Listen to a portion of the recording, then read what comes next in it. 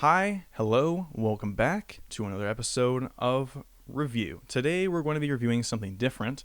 Normally I review knives, but today I'm going to be reviewing clothes. Kind of the opposite, because you don't wear knives. I imagine that'd be pretty painful. Today we're going to be reviewing the Yeezygap puffer jacket, and I know he's been saying some weird things. I don't support it.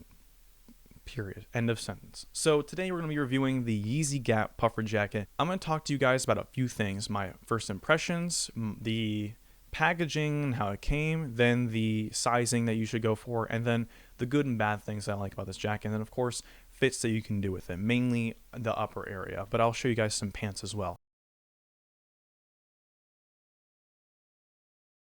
So, how did this thing arrive? Well, for one, I need to talk to you guys about where I bought it. I bought this from the Yeezygap website for around $280, and it was around $300 after shipping and tax. So, you're going to pay around $300 for retail off the website. That is, if they still have some, because I know they tried to clear a lot of inventory after he's been saying some things recently. Okay, so I was doing a bit of research for pricing while I was editing this, and it turns out the Yeezygap website does not exist anymore, and I think that's because Kanye sent them a letter about terminating the collaboration. So the website does not exist anymore. You can't buy these for retail. You can only buy them from StockX, Goat, or Grailed. I only trust Grailed or Goat. I wouldn't buy from StockX, but those are the only websites that I know that actually have those up for sale. So how did this thing come? Well, it came in a plastic mailer, as most things from Gap do, and then it was wrapped in plastic.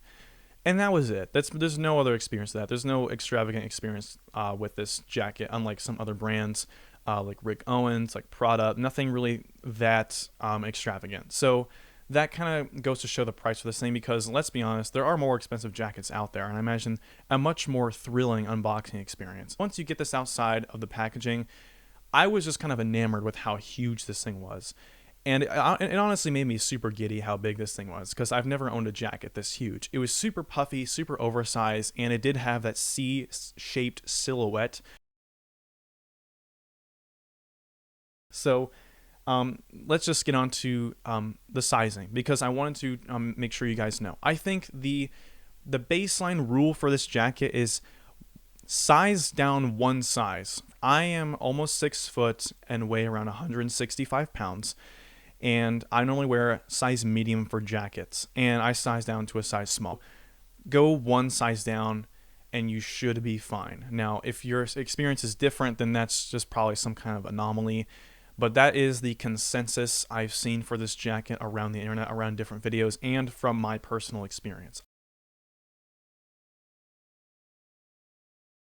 Let's move on to some of the things I do and don't like. So first thing I'm going to cover is the things I do like, and there are three main things I do like. For one, I do like it has a traditional amount of pockets, including some nice small ones, some lined ones. It has the two traditional pockets on the outside, and it has some extra pockets on the left side of the jacket.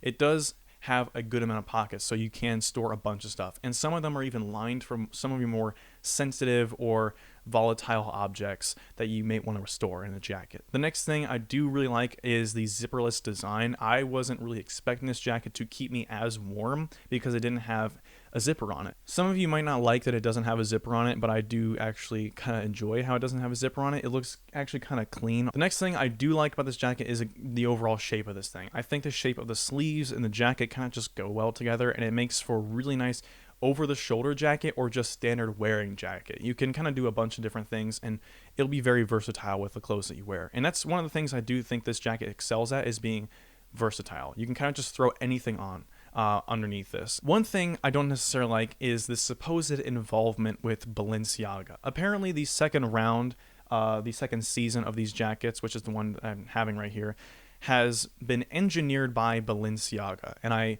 have done a bit of research and just some standard Googling, and I still haven't figured out as to what this involvement means. I have no idea what they did on this jacket. Was it designed by them? Did Kanye have some design help from Balenciaga, or did they have some kind of phenomenal feature that was added to the jacket? The only thing that I can think of that is new to this jacket, besides the overall coating and finishing of this jacket and how it looks, is the drawstring waistline. That is the only thing I can think of. So if that is their involvement, I'm not too sure on that. The next thing I don't necessarily like is the drawstring waistline, because it's really finicky. You can't really do much of anything with it. It really just seems kind of cosmetic in trying to draw it in. It doesn't really do much of anything at all. And if anything it does, it makes a giant piece of cord stick out underneath your jacket and ruining the look, essentially. That's one thing I don't necessarily like. The other thing, and the final thing I don't necessarily like, is that because it doesn't have individual pockets to contain that foam or the puff inside the jacket, it doesn't really like being sat on anything. It doesn't really like being in a closet. It doesn't really like molding to the shapes that it's sitting on. And it especially doesn't like pressures in general. I had this thing in my closet for about a few days and then wore it, and there was a giant like impression on the left side of it where all the pockets are, and I thought, oh, maybe just the foam shifted around or something like that. And I tried to fluff it out, didn't do a thing, and it didn't change until I let it sit out in my bed for a few nights, which is just a kind of ridiculous thing, but that just is how it's made, and unfortunately it's going to be how it is. And as I said before, it doesn't like pressure is being put on it at all. My doorknob for my closet is sitting on this thing constantly, and it makes an impression on the sleeve of the jacket, and it looks kind of funky, and it looks like it's been creased really bad when it's really not the truth. It's just been had pressure on. So those are the things I don't necessarily like about the jacket and the things I do like about this jacket. Now let's talk about what you can do with this jacket. You can do pretty much anything with this jacket. Here I have a more distressed fit, as you can see, with really, really distressed pants, the really, really distressed Puma jacket, and the Yeezy jacket on top of that.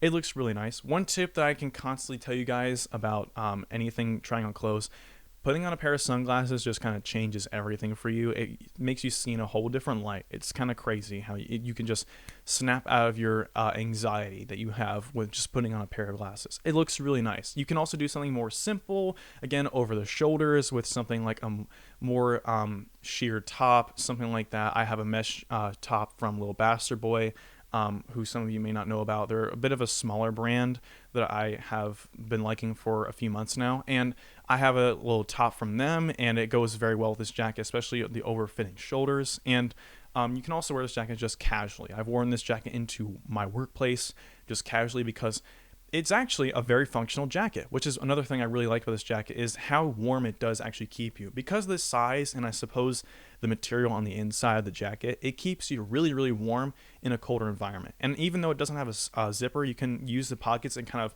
shove the two sides of the coat together. And that's kind of a no-brainer of a jacket. It should be able to keep you warm while also still looking good. And I'm glad this does that, because if it didn't, it wouldn't be a very wearable jacket, let's be honest. So is this jacket worth $230? Honestly, I think it kind of is, because not only is it versatile like most jackets are, it keeps you warm like most jackets are, but it also has a unique silhouette that you don't really see for most jackets. And it's also very simple in the fact that it doesn't have, again, any like stitching ribs to contain specific pieces of foam, and it's non-traditional as far as puffer jackets go. So because of that, I think it's kind of quirky, and I like quirky things. So, you know, I think it's worth it in that mind. These pants low-key kind of go crazy. Oh my god. I wouldn't necessarily pay some of these $400 prices for them, because I think that is a little steep. So don't go on Goat, don't go on Grail for some of these. If you find someone who is reselling them, find them in an in-person shop, because most of the time these prices are negotiable. I go to this shop in person. They had one time, and it was like 180 something bucks. So if you're looking for a jacket like that, I would definitely go for a price around that time. If you see a Yeezygap jacket for around 150 bucks, which is rare, let's be honest. If you see that around that time, or around 200 bucks, that is definitely a worth it price, and I would definitely suggest, if you are interested in it, pick it up, because you will not regret it, because it is very functional. It does look very good, and you know, I really do like the looks of this. So that is my thoughts and opinions on the Yeezygap jacket. Let me know in the comment section if you would like to see more clothing videos like this, because I can review some shoes, some pants, and some of my experiences from buying from different stores and all sorts of things like that.